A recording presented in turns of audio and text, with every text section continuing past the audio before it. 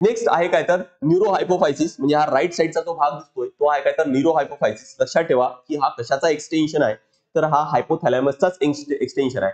तिथलेच काही नर्व्ह इथं डायग्राम मध्ये पण दिसत असतील की तिथलेच काही नर्व्ह बघा की येलो कलरचं बघा हे दिसत आहे, हा येलो कलर हा इथं आहे, त्यानंतर हा ग्रीन कलरची इथं आहे है ना. हे सगळे तिथचे जे नर्व्ह आहेत किंवा नर्व्ह आहे त्याचा जो एक जी भाग असतो त्याला ऍक्सन म्हटलं जातं है ना. जर नर्व्हचं जर डायग्राम जर आपण काढलं तर बघा की एका नर्व्ह म्हणजे एका नर्व्ह पेशीची डायग्राम जर बघितली तर ही अशी डायग्राम असते है ना. आणि यापैकी एक जो भाग आहे ना हा असा काहीतरी मोठा असतो ज्याला ऍक्सन म्हणतात. तर हेच ऍक्सन बघा की इथं काहीतरी हे खाली आलेले आपल्याला दिसत आहे ना, हे ऍक्सन काहीतरी खाली आले आणि ते कशाशी कनेक्टेड आहे, या पोस्टेरियर भागाशी काहीतरी कनेक्टेड आहे. म्हणजेच हा हायपोथॅलॅमस कनेक्टेड आहे कोणासोबत तर पोस्टेरियर भागासोबत कनेक्टेड आहे आणि त्याच्यामुळेच नर्व्ह थ्रू कनेक्टेड असल्यामुळे त्याला आपण म्हणायचं काय तर न्यूरो हायपोफायसिस म्हणायचं आहे है ना. बघा नेक्स्ट आता न्यूरो हायपोफायसिस बघा it is differentiate into 3 parts. हे सुद्धा काय तर 3 भागामध्ये डिफरन्शिएट केलंय, जसं अँटेरियर 3 भागामध्ये होतं तसंच हा सुद्धा 3 भागामध्ये आहे. बघा इन फंडिबुलम मगाशी सुरुवातीला सांगितलं की हायपोथॅलॅमसला जो भाग कनेक्ट करतो कशासोबत तर पोस्टेरियर सोबत, हा कनेक्ट झालेला भाग आहे त्याला म्हणतात काय तर इन फंडिबुलम म्हटलं जातं. नेक्स्ट आहे काय तर बघा पार्स नर्वोसा, म्हणजे हा जो खालचा जो भाग आहे तो आहे बघा पार्स नर्वोसा ऑफ न्यूरो हायपोफायसिस. आणि त्यानंतर काय तर मेडियन एमिनेन्स आहे, कोणता भाग, तर जो वरचा भाग असेल म्हणजे याचाच पोस्टेरियरचाच वरचा जो भाग असेल त्याला म्हणू आपण काय तर मेडियन एमिनन्स म्हणायचं आहे. तर अशा प्रकारे 3 भागामध्ये काय तर पोस्टेरियर आहे किंवा पोस्टेरियर पिट्युटरी ग्लँड जो पोस्टेरियर भाग आहे न्यूरो हायपोफायसिस आहे तो 3 भागामध्ये डिवाइड केला जातो. नेक्स्ट भाग काय दिले की हा जो पार्स नर्वोसा आहे म्हणजे हा जो खालचा जो भाग आहे पार्स nervosa act as storage area. आता जर बघितलं तर हा जो पोस्टेरियर भाग आहे या स्वतःद्वारे याच्याद्वारे कोणतेही हॉर्मोन्स हे सिक्रेट केले जात नाही.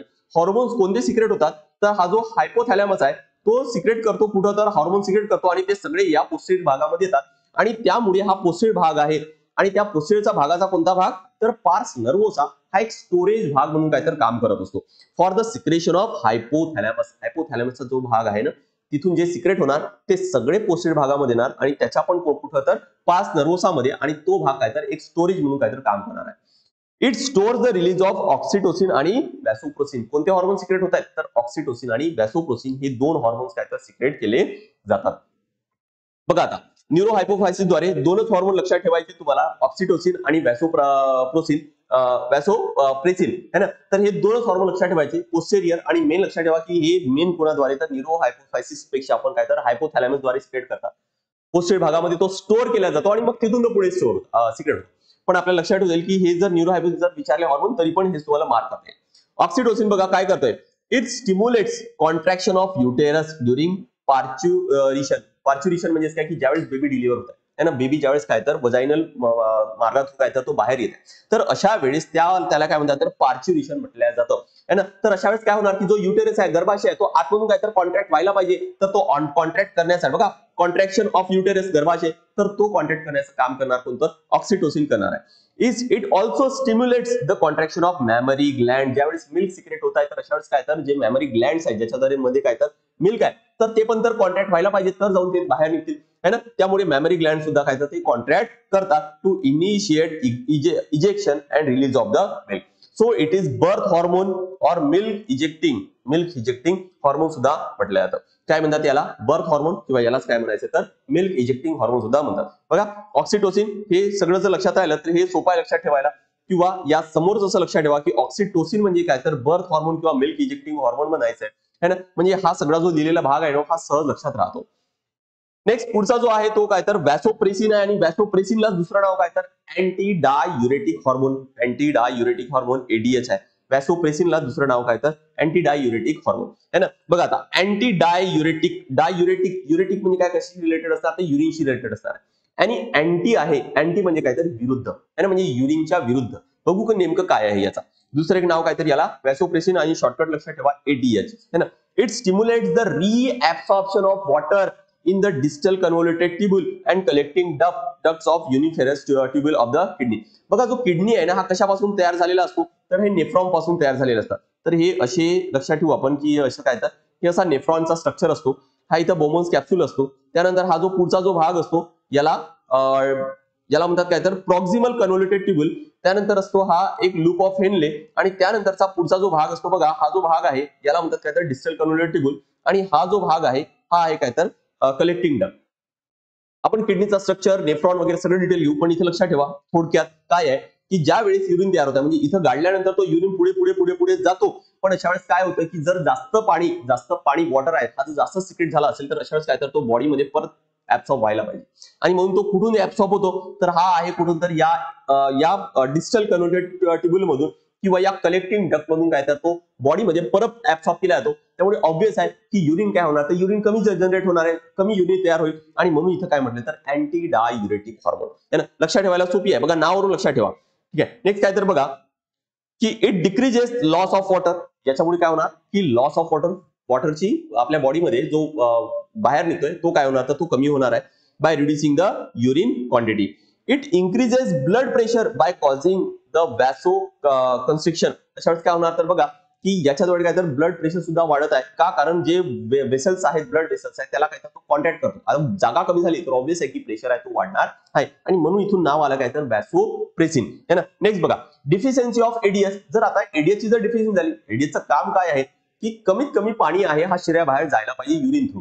पण जर एडीएच जर कमी झालं तर मग अशा वेळेस काय होणार की तेवढं पाणी तो बॉडीमध्ये ऍब्सॉर्ब होणार नाही आणि जास्तीत जास्त जाईल. म्हणजे रिॲब्सॉर्प्शन अँड इन्क्रीजेस युरिन. अगदी सोपी आहे ना. This condition is called diabetes insipidus. याच कंडिशनला काय म्हणतात डायबिटीज इन्सिपिडस म्हटलं जातं. डायबिटीजचे दोन प्रकार आहेत, डायबिटीज मेलिटस आणि डायबिटीज इन्सिपिडस. डायबिटीज मेलिटस म्हणजे काय की ज्यावेळेस आपण खातो आणि इन्सुलिन प्रॉपर सिक्रेट झालं नाही तर अशा वेळेस ते डायजेस्ट होणार नाही ग्लुकोज, आणि मग अशा वेळेस काय होणार तो ग्लुकोज आपल्या रक्तामध्ये मिसळतो. इव्हन आपल्या युरिन मध्ये सुद्धा आपल्याला ग्लुकोज आढळतो मग अशा वेळेस. तर पण तो झाला डायबिटीज मेलिटिस. त्याच्यामध्ये कॉन्सेप्ट आहे तो इन्सुलिनचा आहे. पण दुसरा एक काय तर डायबिटीज इन्सिपिडस आहे, याच्यामध्ये इन्सुलिनचा रोल नाहीये. यामध्ये आहे काय तर तो एडीएच हॉर्मोन आहे, तो काय तर तो कमी सिक्रेट झाल्यामुळे काय होणार तर आपल्याला युरिन आहे ती जास्त होते. फार जास्त वेळा आपल्याला युरिनला जावं लागतं. आणि ऑब्व्हियस आहे की बॉडी मधला जर पाण्याचं प्रमाण जर कमी झालं तर आपल्याला तहान सुद्धा काय जास्त लागणार आहे. आणि म्हणून डायबिटीज इन्सिपिडस मध्ये बघा की ग्लुकोज लॉस, आपल्याला नो ग्लुकोज लॉस, याच्यामध्ये आपल्याला ग्लुकोज तर लॉस पाहायला मिळणार नाही, ते डायबिटीज मेलिटिस मध्ये पाहायला मिळेल. पण याच्यामध्ये होणार काय एक्सेसिव्ह मिक्च्युरेशन, म्हणजे काय तर युरिन साठी आपल्याला जास्त जावं लागतं. कॉजेस एक्सेसिव्ह थर्स्ट, त्यामुळे काय तर तहान आहे ती खूप जास्त लागेल. आणि या कंडिशनला काय म्हणतात तर पॉलिडिप्सिया म्हटलं जातं. याला म्हणतात पॉलिडिप्सिया. तर डायबिटीज इन्सिपिडस आणि पॉलिडिप्सिया कशाशी रिलेटेड आहे, हे एडीएच हॉर्मोनशी रिलेटेड आहे. ठीक आहे. तर असे दोन्ही हॉर्मोन ऑक्सिडोसिन आणि काय तर एडीएच दोन्ही पण इम्पॉर्टंट आहेत. नेक्स्ट बघा इथं या डायग्राम मध्ये थोडक्यात दिलेला आहे की वरचा जो भाग आहे हा हायपोथॅलॅमस आहे, खाली आहे काय तर अँटेरियर पिट्युटरी आणि पोस्टेरियर पिट्युटरी है ना.